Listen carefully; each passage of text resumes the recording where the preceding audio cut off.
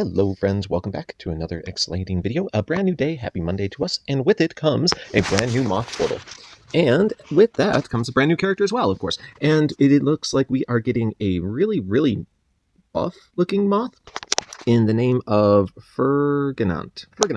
Okay. I mean, look, the way this guy is set up, I would be super shocked if he isn't designed to be a tanky type character with the shield and the armor and everything. But let's get into it. Let's see what this guy does. First things first, he is going to be the paladin class, which of course is going to allow him to be a little bit tankier by nature, which is fun. Gotta love that armor increase. A reminder of what the Moth family does. Moth Dust is going to occur at the beginning of each turn, or is it the end of each? Hold on. At the start of each turn, Moth Dust is put on a random enemy for 2, 3, or 4 turns, depending on the number of moths you have. Then Moth Dust has the following effects. Negative 30% mana generation, mega minions' current health is reduced by 50% each turn. If the Moth Dust is cleansed or removed, the target falls asleep and receives plus 80% increased damage while sleeping. Okay, so we're pretty familiar with that. I just forgot if it was the beginning or the end of the turn that the Moth Dust goes out. Either way, it's super powerful. I like that's at the beginning of the turn. Just slow down their mana generation. Super great. How many turns it lasts is dependent on how many moths you have. So if you have 2, 3, or 1, 2, or 3 moths, you get 2, 3, or 4 turns out of this Moth Dust. This is the reason why we see a lot of people stacking moths in their defenses, because it is a very powerful effect to slow down offenses against you. This guy may be a great addition to that kind of thing. Let's continue to take a look at what else we have. Down here in the Aether department, we have, in the passive department, we have dodge special skill damage. So the character does have the 15% chance to dodge. All the moths do, but it is very helpful. I find that 15% comes in a little bit more than I expected to, and every time it does, I love seeing it. So it's a pretty cool passive. In the Aether department, okay, we have Taunt. See, here we go. So this is definitely going to be a tanky character. It's designed to have Taunt at the beginning of the battle. After just going through Rush War over the weekend, I am reminded how nice it is to have a character that starts with the Aether power of Taunt. It can really mess up a hit, so I love seeing that as the Aether power. Super cool. So that Taunt will be up for 3 turns at the beginning of the fight. Some of the other buffs last for 6, but this Taunt will last for 3. Okay, down here in the special department, we have Vigorous Aegis. Operating at average speed, the caster gets Taunt that prevents enemies from using their special skills on the caster's allies for 4 turns. Okay, 4-turn Taunt's pretty good. The caster has a 50% chance to drop any received damage to 1 for 4 turns. That's a great ability for a tank, okay? Like, 50% of the time, the damage is reduced to 1? Yes, please. Okay, for the next 4 turns, this character deals 250% damage to a random enemy each time any other ally casts their special skill. The hit enemy falls into deep sleep and receives plus 80% increased damage while in deep sleep. All right, so here's where the damage from this guy comes. We'll get into that at the end. Let's just say that happened. And then finally, it says all allies get plus 25% mana generation for 4 turns. Whew, okay, that's a nice little topper there at the end. Okay, so let's talk about this guy. Where are our pros? Where are our cons? We'll rate him at the end. We'll do all that fun stuff. So, to start things out, he gets Aether Power Taunt. So at the beginning of the fight, this guy's offering you immediate protection. You gotta love that. This guy has a natural 15% chance to dodge thanks to his passive, which will help him avoid a little bit of damage. But then on top of that, he's going to get a buff that for the 4 turns that he gets his Taunt when he casts it, he has a 50% chance to reduce all incoming damage down to 1. I'm not sure if you're aware of how powerful that is, but it can make a huge, significant difference for his survivability.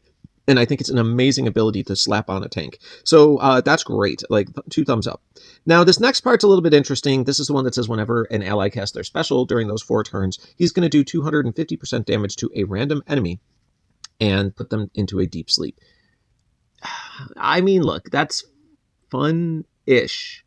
But it's very hard to control, and it's very hard to understand how it will work. And who gets put into the deep sleep will be entirely random, and it will be useful, but very erratic. You won't be able to count on the damage this guy does. You also won't be able to count on who he sleeps. So I don't hate it, but I don't think that part of his ability is particularly powerful. It's just an extra annoyance, which is nice to throw in there. And then finally, we are going to get all allies get plus 25% mana generation for 4 turns. All right. Why does that matter? Well, I mean, look, we all like increased mana generation, right? This guy's going to create a level of survivability for your team and also give them the opportunity to power up while he's taking all the hits. I think as a tank character is designed, he does the job very well. Here's my thought process on why this guy may not be the best new tank out there, is that the Three Kingdoms red barbarian tank guy, I forget his exact name, he's still better in the fact that that guy is going to be pumping out significantly larger amounts of damage. The ability to taunt and pump out that much damage is absolutely insane. This guy does create survivability for your team, but by bringing him, you are more or less sacrificing the potential of doing more focused damage. Because yes, this guy is doing some damage, but I want to point out that you can't control where it goes, when it happens, all that fun stuff. I mean, I guess in a way you can control when it happens, because you could always choose to save your specials, hit this guy's special first, right? And then cast like 2 or 3 other specials and have him hit a couple times that turn. Like, that would be powerful. That would definitely be powerful. But like, I just find that although that sounds great in theory and on paper, in reality, when you're playing out a battle, saving up all those specials is more challenging than you want it to, because oftentimes if you're not using your specials and they're using theirs, they'll kill you before you get your full setup ready. So just understand that, like, yes, I do think this guy is good. In fact, I would say if we're rating him on a scale of 1 to 10, I'm willing to give this guy a 9, because I think he does everything you want from a taunter, except allow you to do a little bit of extra damage to who you want to do it to. This guy will do damage. It will be random, though, and it will be erratic to count on, but it will still be helpful. And it's way better than if he did no damage at all. Understand that, like, putting this in there is significantly better than if he did no damage at all. And that's what bumps him from an 8 to a 9. If they hadn't included this little caveat of him pumping out some damage, I would have put him at an 8 and said, hey, the guy's a great defensive wall, but like, he does nothing else for you. This guy does do something else for you. So just understand that that's the reason he goes from an 8 to a 9. Now, if he was a little bit more controllable, or if like maybe he did damage to all instead of just one target, they could take away the deep sleep if he had just done damage to all. I think he would have possibly even bumped his way up to like close to a 10. But like, single target damage is still okay. Putting him in deep sleep is cool. Like, all of that is fun. So if you pull this guy, congrats. Like, I honestly think people will chase this guy because of everything that he does, and he's another moth to stack in your party to increase your moth dust and everything else. Like, just understand this guy is a absolute G. All right, guys. So there you have it. 9 out of 10. We'll see you next time.